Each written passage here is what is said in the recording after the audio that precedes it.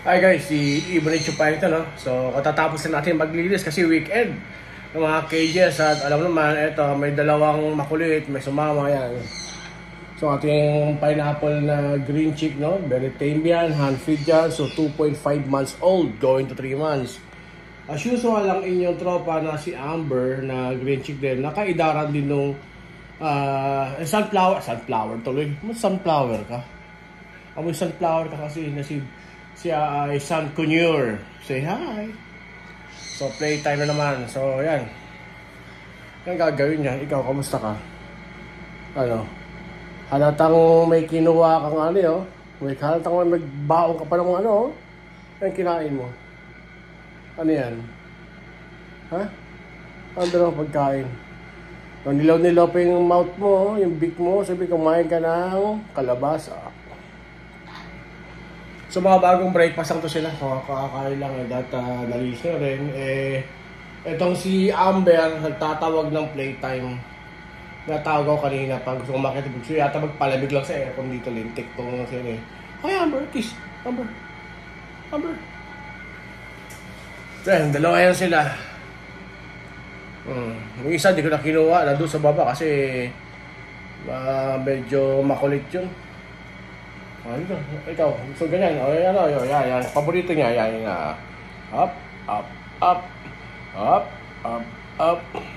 sabay kayo, up, ay, tingnan lang, sabay kayong dalawa ni, ay, sorry, up, ikaw, ay, sorry, ikaw, higa ka rin, hop,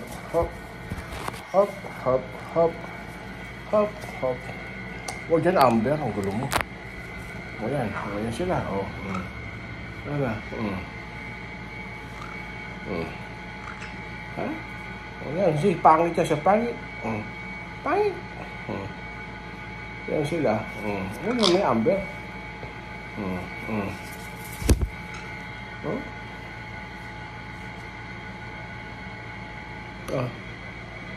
Ang init. Yan, dito tayo tatambay muna. Yes. Anong problema? Huy, Amber, para kang cheese curl. Kung mapapansin nyo si Amber, since going to 3 months or 2.5 months old pa lang sila. Ano si Amber? So, on development, medyo pansin ko mahaba na yung kanyang, haba na yung kanyang buntot. Marami na siyang kulay blue na feathers, no? So, ayan siya. At in-stop na po namin yung hand feed nila kasi going to 3 months na sila. Kumakain na sila ng vegetable. Okay? So makikita niyo yung mga alaga ko, sila medyo glowing and shining ka lang mga feathers kasi ang mga pinapakain ko dyan is talagang fresh vegetable, no? Ang pagkain din talagang tao. Ano siya? Number 1 yan, yung kalabasa. So, chop na kalabasa and then yung carrots. Okay? Then, nilalagyan din natin ng 3 sili. Aray ko, aray! Aray, gulo mo. Kalitang, alam mo yung kuko mo eh. Kakanalkatan lang natin yung yan, last week ah. Ano, Amber? Ayun o. Maglaro kayo dyan ni green chick. Oo. Kambal. So ano siya, yun ang mga secret dyan. So yung carrots, carrots, kalabasa, yan ang nagpapaganda ng balahibo nila. Okay? So yung naman, yung mga sili, yung siling pampaksi, yung siling labuyo, yung bell pepper. So malaki may tutulong naman yan sa kanilang immune system. Kaya nga talaga ang hirap, kailangan mong maglinis ng cage lagi. Kasi yung amoy ng 3 siling pinaghalo-halo after 1 day lang, no?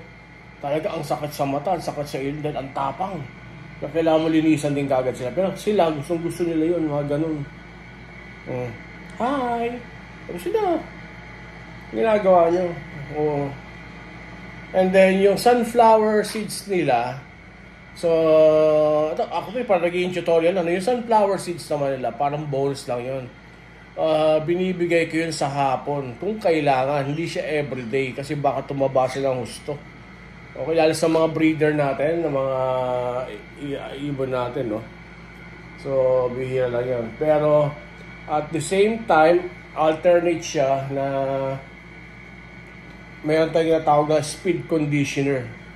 Yung speed conditioner, yun yung binababad ko na vlog ko na rin yata, yun na-share ko na rin yata na ibabad mo siya ng 12 hours. So, kaya minsan, bago matulog o alas 6 pa lang ng hapon, inaano ko na, binababad ko na. Then para pagising sa umaga, ano siya, yung maganda pang almasal yun. Tapos ano, tawag ko, ayan, naglilipara na sila, ayan. Yung isa, yan na, nagsabay na sila.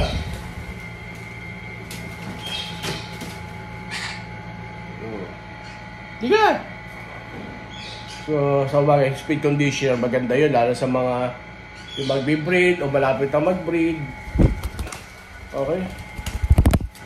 So, yun na. So, yun ang normal na ano yung alternate. So, may tinatawag, yun yung mga pinapa chop na maliit. Yung para may blender ako. Bilaw ko daw ng chichirya. And then, meron din naman sa tinatawag na barbecue time. So, yung barbecue time is yung ano, parang nakatuhog lang siya na malaking chop, hinihiwa lang talaga. Gustong-gusto nila, tapos nakasabit sa pinakabubong nila. So, soon ipapakita ko sa inyo. So, ngayon, nagpapahinga tayo. So, sinishare ko lang verbally kung ano yung pinapakain ko sa kanila to make them healthy, walang sakit, maganda yung mga feathers nila. Okay, at makukulit sila. Very bright yung mga mata nila. O, tama na. Okay na po. So, yun lang po muna. At yan si Amber, ito si Kambal, no? At yung green chick. So, nandito lang pa rin sila. Oo, nandito pa yan. So, kitang-kita nyo naman kung gano'n ako magpa-tame, no? So, hopefully may share ko soon yung ano, yung kasi na yung mga Asian ringneck natin nagsasalita na. So, marami na silang sinasabi, more than 10 words na yata. Oo. So, yun yung na-purchase natin kay Talahib Aviary sa Cavite. Ano ba naman yan? So, hanggang dito lang po.